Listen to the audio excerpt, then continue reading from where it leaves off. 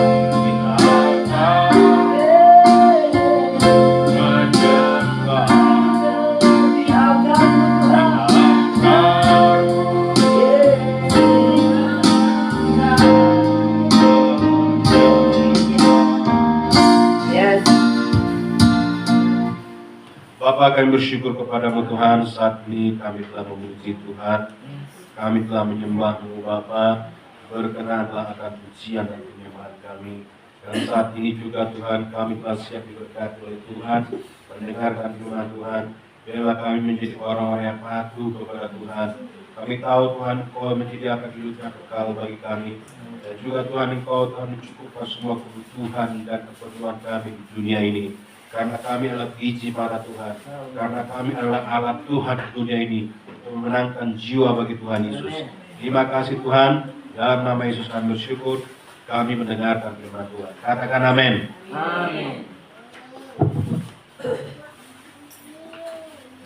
Shalom, saudara yang kasih. Ini terlalu kuat juga ya.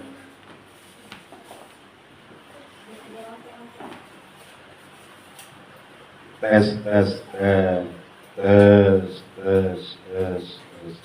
Oke, shalom. Puji Tuhan, saudara yang kasih. Kita telah memuji dan menyembah Tuhan. Kita percaya, saudaraku, di dalam penyembahan Tuhan hadir. Amin. Karena di saat kita memuji Tuhan, saudaraku, Tuhan berkenan akan pujian dan penyembahan kita, maka Tuhan juga akan memberkati ibadah itu. Saudaraku, firman Tuhan hari ini tentang patuh kepada Roh Kudus, membuat rasul-rasul menang dalam memberitakan Injil. Saudara kekasih, keberadaan kita sekarang ini tidak ada sangat terhubung saudaraku dengan keberadaan rasul-rasul di dunia ini. Dan Rasul Paulus adalah contoh rasul kepada orang di luar Israel, saudara yang kasih. Itulah Rasul Paulus. Tetapi rasul-rasul yang lain saudaraku adalah rasul kepada orang Israel. Jadi saudaraku, kita ini adalah orang di luar Israel dan dicangkokkan kepada pokok anggur yaitu Israel. Jadi kita diselamatkan saudara yang kasih karena ada pemberitaan Injil ke Asia, dan pemberita Injil itu adalah Rasul Paulus, saudara yang kasih. Saudara yang kasih, Tuhan telah memilih kita menjadi hambanya. Amin. Saudaraku, dia juga berjanji melindungi kita seperti dia melindungi orang Israel. Tuhan berjanji bahwa dia akan melindungi kita, saudaraku, sebagaimana dia melindungi Yakub, sebagaimana saudaraku Tuhan melindungi Ishak. Demikian juga kita dilindungi oleh Tuhan, sebab Tuhan berjanji demikian, saudaraku.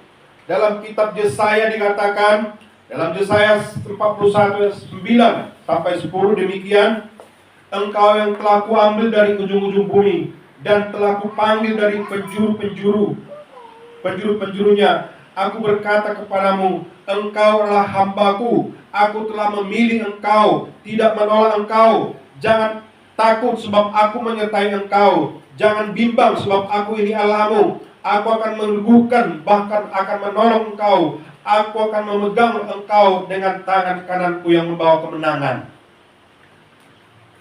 Itu Yesaya 41 ayat 9 sampai 10. Jadi Tuhan berjanji, saudaraku, untuk melindungi kita, karena kita adalah orang pilihan Allah. Amin. Kita adalah dipilih Allah, saudara yang kasih. Jadi yang menjadi pelindung bagi kita adalah Tuhan. Jadi kita tidak perlu takut. Amin. Sebab Tuhan menyertai kita. Tetapi saudara yang kasih, menolak panggilan Tuhan juga, saudaraku, ada konsekuensinya. Ya. Kalau kita mau melakukan, ya, kita mau menjadi hamba Tuhan, saudaraku, Tuhan berkata Tuhan melindunginya. Tetapi sebaliknya, kalau kita menolak menjadi hamba Tuhan, saudaraku yang kasih, kita menolak panggilan Tuhan, ada konsekuensinya. Ada akibat yang diterima oleh orang yang menolak itu. Apa itu, saudaraku? Dalam Hosea 4 ayat 6 dikatakan, umatku binasa karena tidak mengenal Allah. Ya, Hosea 4 ayat 6. Umatku binasa karena tidak mengenal Allah. Karena engkaulah yang menolak pengenalan itu, maka aku menolak engkau menjadi imamku. Dan karena engkau melupakan pengajaran Allahmu, maka aku juga akan melupakan anak-anakmu.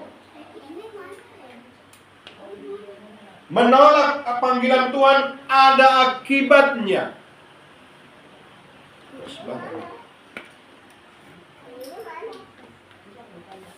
Dan akibatnya, saudaraku, aku melupakan anak-anakmu. Menolak menjadi imam Tuhan. Amin. Saudaraku, di dalam 1 Petrus 2:9 berkata bahwa kamu adalah imamat yang rajani. Kata imamat itu berasal dari kata imam. Ya, berasal dari kata imam. Kamu adalah imamat yang rajani, bangsa yang terpilih. Jadi kita adalah imam-imamnya Allah. Amin. Menjadi pengantara antara Allah dengan manusia. Jadi saudara yang kasih, kalau kita memberitakan Injil, berarti kita sedang melakukan keimaman kita. Amin. Sedang melaksanakan tugas kita sebagai imam. Imam kerajaan Allah. Bangsa yang kudus, umat kepunyaan Allah sendiri. Coba katakan, saya kepunyaan Allah. Coba 1, 2, ya. Saya kepunyaan Allah. Ya. Saya memberitakan Injil. Saya memberitakan Injil. Ya. Jadi saudara yang kasih, kita adalah umat kepunyaan Allah. Kita baca Alkitab kita dari Kisah Rasul pasal 16 ayat 4 sampai 12. Baca Alkitab saudara. Kisah Rasul 16 ayat 4 sampai 12. Saya akan membacakan ayat genap, nanti saudara ayat mengganti. Kisah Rasul 16 ayat 4 sampai 12.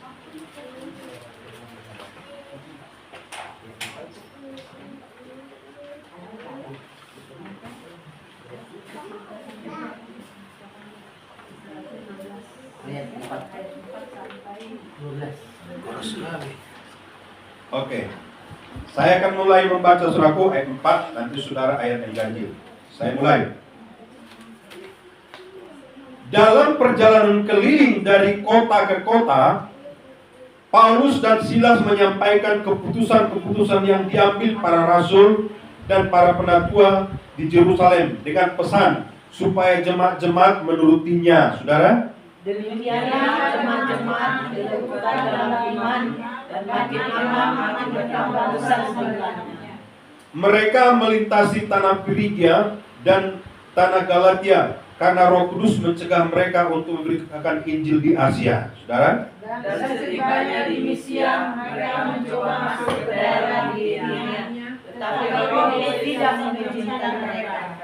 Setelah melintasi Misia, mereka sampai di Troas. Pada malam harinya, tampaklah Paulus suatu penglihatan. Ada seorang Makedonia berdiri di situ dan berseru kepadanya, katanya, menyeberanglah kemari dan tolonglah kami. Setelah Paulus melihat penglihatan itu, segeralah kami mencari kesempatan untuk berangkat ke Makedonia. Karena dari penglihatan itu kami menarik kesimpulan bahwa Allah telah memanggil kami untuk memberitakan Injil kepada orang-orang di sana, saudara. Lalu kami bertolak dari Troas dan langsung berlayar ke Samotrake. Dan keesokan harinya tibalah kami di Neapolis. Dari situ kami ke Filipi, kota pertama di bagian Makedonia. Ini suatu kota perantauan orang Roma. Di kota itu kami tinggal beberapa hari. Saudara yang kasih, kunci sukses anak Tuhan di dalam melaksanakan pemberitaan Injil adalah patuh. Amin. Patuh kepada Roh Kudus dan patuh kepada rasul-rasul. Orang yang patuh pastilah membuahkan kemenangan. Sebaliknya, kalau orang yang tidak patuh akan menderita kekalahan. Orang yang patuh, saudara yang kasih, akan menerima kemenangan. Tetapi orang yang tidak patuh akan menerima kekalahan. Saya buat satu contoh prajurit, saudara yang kasih. Biasanya satu prajurit itu dikepalai oleh satu kompi. Kalau dia berperang kepada musuhnya, lalu komandan ini berkata, tiarap, karena di depan ada musuh. Kalau tiba-tiba ada satu orang yang tidak patuh, dia memunculkan kepalanya, kira-kira apa yang terjadi? Mereka akan dihabisi, akan dapat semua. Hanya satu orang yang tidak patuh memunculkan kepala, maka saudara itu akan menjadi sasaran tembak musuh. Jadi, tetapi kalau semua berkata, di saat komandan berkata, tiarap, semua tiarap, maka saudara kasih, mereka kemungkinan besar akan selamat. Dan mereka bisa mengalahkan musuh mereka. Jadi saudara yang kasih, kepatuhan kepada Tuhan, kepatuhan kepada Roh Kudus adalah kunci untuk kemenangan. Ya. Dan kepatuhan rasul-rasul kepada Roh Kudus, saudara yang kasih, itulah kunci keberhasilan mereka di dalam memberitakan. Itulah kuncinya, saudara yang kasih. Jadi taatlah kepada Roh Kudus. Saudara yang kasih, jadi taat kepada Roh Kudus dan juga taat kepada rasul-rasul. Ya. Kisah Rasul 15 ayat 22 sampai 26 saya bacakan kepada saudara. Ayat 22 dan 26. Maka rasul-rasul dan penatua-penatua beserta seluruh jemaat itu mengambil keputusan untuk memilih dari antara mereka beberapa orang yang akan diutus ke Antioquia bersama-sama dengan Paulus dan Barnabas, yaitu Yudas yang disebut Barsabas dan Silas. Keduanya adalah orang yang terpandang di antara saudara itu, yaitu dua orang yang telah mempertaruhkan nyawanya karena nama Tuhan kita Yesus Kristus. Jadi saudara yang kasih, ini kisah Rasul pasal 16 ini saudara yang kasih adalah lanjutan daripada kisah Rasul pasal 15. Di saat mereka bersidang, saudaraku, mereka mengambil keputusan untuk memilih dua orang untuk menyertai Paulus, yaitu Silas dan Barsabas, saudara. Diambil keputusan. Jadi mereka adalah orang-orang yang gigih, orang-orang yang sungguh-sungguh tunduk kepada Roh Kudus. Amin. Sekarang pertanyaannya, saudaraku, bisakah Roh Kudus berbicara kepada kita? Bisa. Ya. Bisa, saudara. Dan mengapa kita tidak mendengarkan Roh Kudus? Karena kita telah lebih banyak diprotek oleh dunia. Sudah lebih banyak, saudaraku, tontonan televisi. Apalagi sudah lebih banyak kita melihat handphone. Sudah lebih banyak, saudara yang kasih, kita dengar kata-kata yang gak jelas di luaran sana. Sehingga saat Roh Kudus berbicara, saudaraku, kita tidak dengar lagi. Tetapi saudaraku, sesungguhnya kita masih bisa mendengarkan Roh Kudus. Itulah makanya, saudaraku, perlunya kita bersekutu dengan Tuhan, berdoa, memanggil Tuhan. Tuhan, bicaralah kepadaku. Tuhan, bicaralah sekarang kepadaku. Aku mau mendengarkan Engkau berkata-kata. Tuhan masih bicara sampai sekarang. Amin.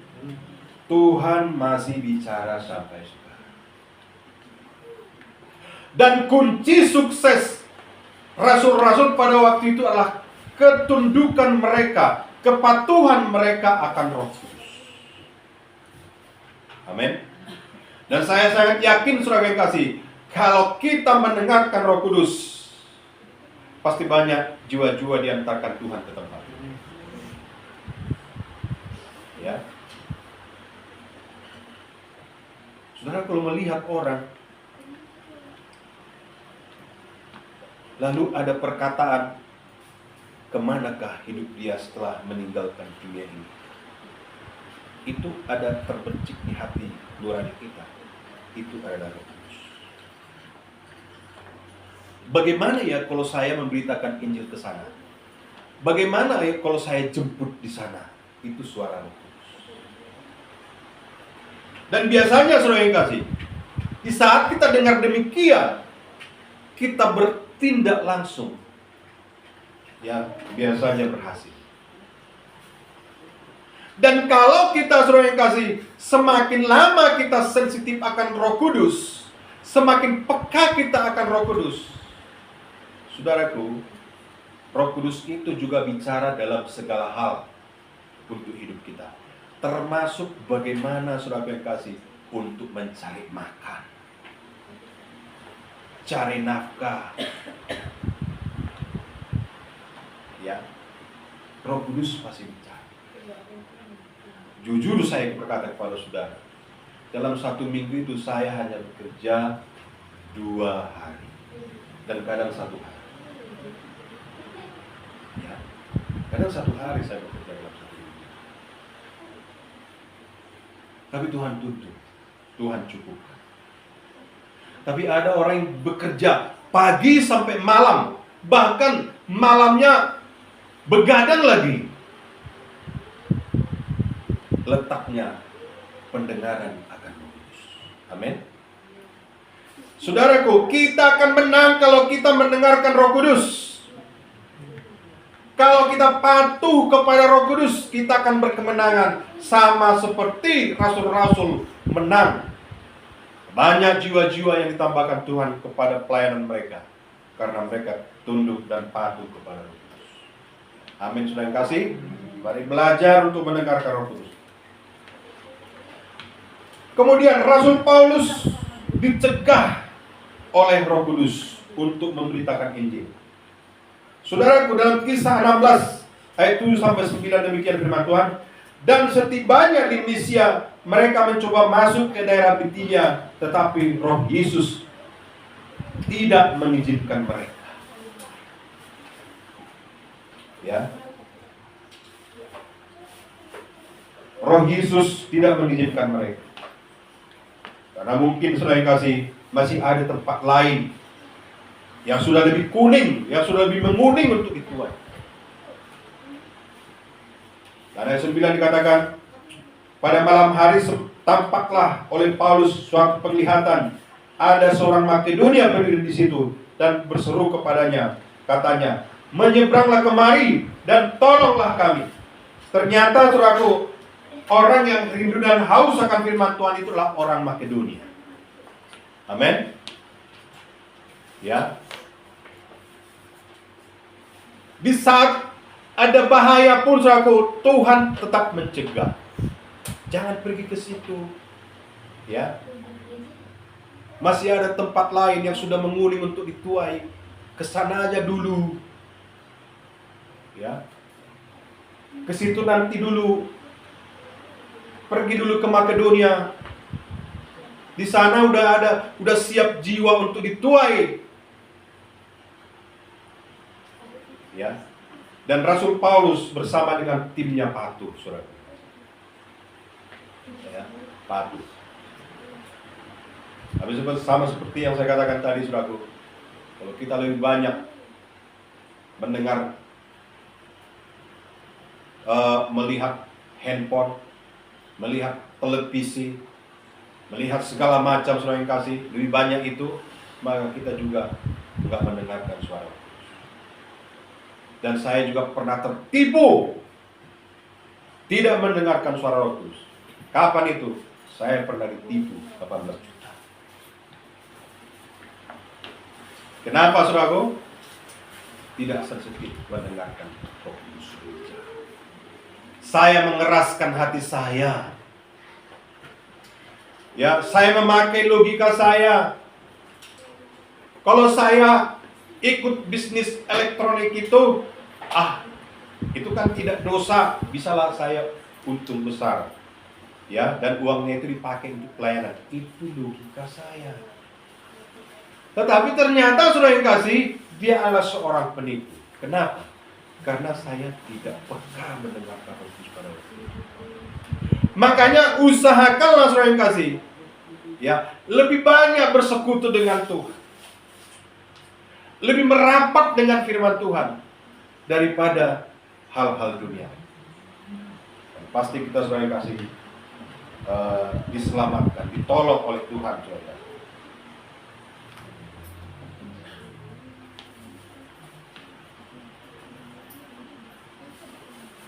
Keintiman dengan Roh Kudus membuat kita terhindar dari bahaya. Amin. Sama seperti Rasul Paulus dan timnya terhindar dari bahaya, karena mereka intim dengan Roh Kudus. Mereka sungguh-sungguh mau melakukan penginjilan. Dalam Kisah 16 ayat 10 sampai 12 dikatakan, setelah Paulus melihat penglihatan itu, segeralah kami mencari kesempatan untuk berangkat ke Makedonia. Karena dari penglihatan itu kami menarik kesimpulan bahwa Allah telah memanggil kami untuk memberitakan Injil kepada orang-orang di sana, di Makedonia.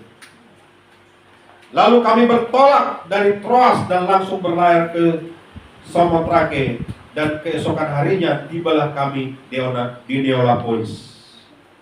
Dari situ ke Filipi dan ke kota pertama dan bagian Makedonia itu, suatu kota perantauan orang Roma. Di sana kami tinggal beberapa hari. Yesus memberi tanggung jawab pada kita untuk memberitakan Injil. Amin. Jadi, saudaraku yang kasih, di saat Tuhan berkata jangan pergi ke situ, saudaraku, patuhlah. Amin. Patuhlah kepada Yesus.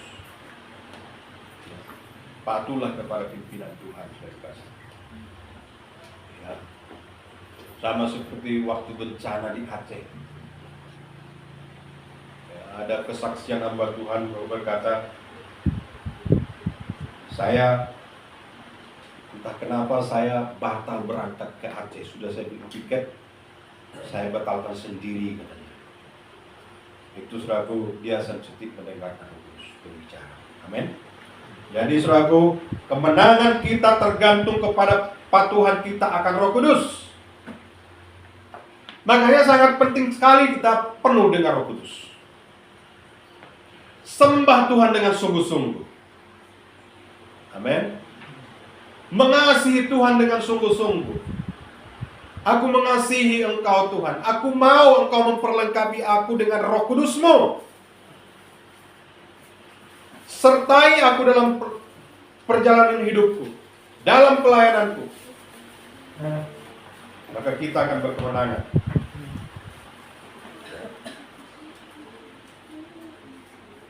Dalam Yohanes dikatakan Yohanes 2, 3-6.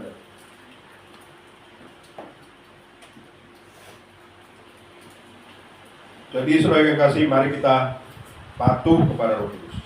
Sebab saudara, kalau kita tidak patuh kepada Roh Kudus, maka kita sendiri yang rugi, saudara. Banyak juga kekristenan muter-muter. Dan saya pun dulu muter-muter begitu. Saya tolak panggilan Tuhan. Saya dulu mengambil keputusan masuk sekolah Alkitab tahun 1992. Ya. Dan saya lulus 1995. 3 tahun. Sesudah itu saudara yang kasih, saya masuk tim ministry di Godok di sana. Itu 5 tahun lebih. Ya. Sesudah di Godok di tim ministry saudaraku, saya dilempar lagi ke Sulawesi Tenggara. Saya dilempar saudaraku ke yang sama sekali nggak ada penduduknya, ada jauh-jauh. Saya harus melayani, saya jemput, ya, 1 orang 2 orang kebaktian saya jalankan juga. Itu di Sulawesi, di Kendari. Habis itu ditarik lagi ke Medan. Ya, setelah di Medan masuk lagi di Godok. Itu ada 3 tahun lagi. Nah, sesudah itu saudaraku, kami berangkat setelah saya menikah dengan Ibu Gembala. Kami berangkat ke Bontang, Kalimantan Timur. Melayani juga saudaraku. Kami kirim surat ke pusat, tidak ada tanggapan. Maka kami mengambil kesimpulan saudara yang kasih, ke Bekasi. Setelah sampai di Bekasi saudara yang kasih, panggilan sepertinya udah kabur. Ya, cari makan lah, cari uang kan begitu. Maka saya pun berusaha bekerja, jualan. Pernah jualan mangga, lalu jualan pisang warangan, jeruk Medan, semua buah-buah lokal yang berasal dari Medan saya jual, saya masukkan ke pusat buah segar. Jadi kalau pusat buah segar itu saudaraku, itu lebih segar daripada supermarket buah-buahnya. Dan harganya pun lebih tinggi, bisa 2 kali lipat harganya dari supermarket. Jadi buah-buahnya itu dikhususkan di sana. Dan orang yang belanja pun di sana nggak ada yang naik motor. Ya, semua pakai mobil. Ya. Kalau saudara di Jakarta boleh melihat ada apa namanya, Polpres, ada apa namanya lagi, Total Buah Segar, banyak langganan saya. Tetapi saudara yang kasih, berkali-kali Tuhan berkata kepada saya, anakku, engkau telah kupilih. Ya. Tapi karena perjalanan yang saya hadapi saudaraku, banyak gagalnya. Banyak gagalnya saya kasih. Saya berkata, gak betul itu Tuhan. Tetapi Tuhan juga tetap berbicara, anakku, aku telah memanggil engkau. Gak betul itu. Saya tolak panggilan Tuhan. Ya. Lalu kami juga ibadah di Mega Bekasi. Masuk lagi ke Kemang Pratama. Karena di sana dulu ada teman-teman saya, saudara. Bisa lah menguatkan saya, teman-teman saya. Ya. Tapi panggilan Tuhan tetap saya tolak. Enggak Tuhan. Karena saya udah banyak gagal. Mungkin ratusan kali gagal kan. Tetapi suara itu tetap membuat saya tidak tenang. Saya diberkati Tuhan juga, dicukupkan semua kebutuhan kami. Tapi tetap damai itu tidak ada. Aku telah memilih engkau. Saudara kekasih. Lalu ada seorang yang memanggil kami Ayo, kesinilah. Lalu saya masuk di gereja itu. Itulah gereja Pentakosta itu. Lalu ditanya latar belakang saya. Lalu dicobalah. Coba dulu, kamu dulu yang khotbah katanya. Saya coba khotbah di kebaktian minggu, dan juga di kebaktian kelompok sel, dan juga di kebaktian pertemuan praise worship. Setelah itu saudara yang kasih, udah berangkat ke Sukatani Villa Kencana. Saudaraku, kami berangkat ke sini. Setelah sebelumnya pernah kami juga membuka pelayanan, hanya pelayanan sekolah minggu, ya, bukan berniat untuk menggembalakan sidang, hanya sekolah minggu. Setelah diutus ke sini, saudara yang kasih, saudara tahu, saya yang menyampaikan firman Tuhan, angel jemaatnya, pemimpin pujian, Mama Angel, kami 3. Orang nggak ada yang kami kenal. Adapun yang kami kenal nggak datang. Nggak damai hati ini, saudaraku, kalau tidak mengiyakan panggilan Tuhan. Itu bolak-balik Tuhan berbicara. Aku yang telah memanggil engkau. Aku yang mengutus engkau. Saya tolak. Tetapi saudara yang kasih, walaupun kami 3 waktu itu pertama ibadah di sini, hati saya damai. Hati saya damai, saudara yang kasih. Saya menyampaikan firman Tuhan dari tempat ini, gak ada ubahnya dulu dengan sekarang. Ya, seperti menyampaikan firman Tuhan kepada ratusan orang. Disitulah pertama sekali menyampaikan firman Tuhan tentang ini, saudara kasih. Jadi saudaraku, patuh kepada Roh Kudus supaya jalan kita tidak berputar-putar seperti saya muter, jatuhnya ke situ juga. Harus patuh juga kepada panggilan Tuhan. Mutar terus, pusing, saudara. Tapi setelah saya mengambil keputusan di tempat ini, melayani saudara, hati saya tenang. Saya nggak memikirkan uang. Ya. Saya hanya memikirkan bagaimana supaya jiwa-jiwa selamat mengenal Tuhan dengan benar, bersekutu dengan Tuhan, bisa mendengarkan Roh Kudus berbicara. Ya, itulah kerinduan saya, saudara yang kasih. Saudaraku, sebagai tanda bahwa kita telah selamat, ialah kita taat dan patuh kepada Tuhan. Amin. Kita taat patuh kepada Tuhan yang memanggil kita.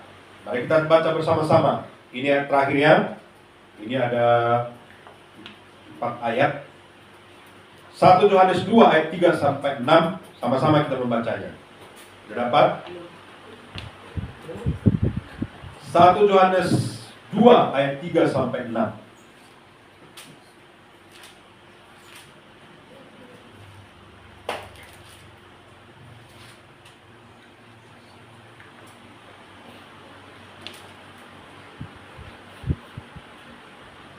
Sudah dapat? 1, 2, 3. Dan inilah tandanya bahwa kita mengenal Allah, yaitu jikalau kita menuruti perintah-perintahnya Allah. Barang siapa berkata, aku mengenal dia, tetapi ia tidak menuruti perintahnya, ia adalah seorang pendusta, dan di dalamnya tidak ada kebenaran. Tetapi barang siapa menuruti firman-Nya, di dalam orang itu sungguh-sungguh sudah sempurna kasih Allah. Dengan itulah kita ketahui bahwa kita ada di dalam Dia. Barang siapa mengatakan bahwa ia ada di dalam Dia, ia wajib hidup sama seperti Kristus telah hidup. wajib hidup sama seperti Kristus telah hidup. Amin. Ya. Yesus itu menyerahkan nyawanya untuk menjadi tebusan kita orang percaya.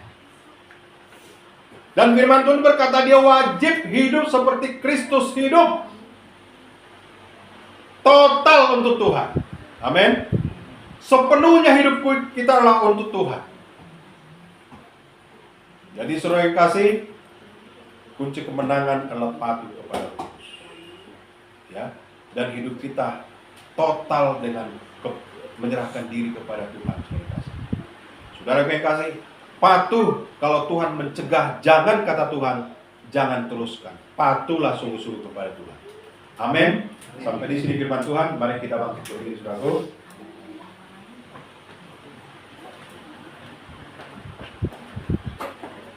Kita akan pujian kita, rohmu yang hidup. Rohmu yang hidup.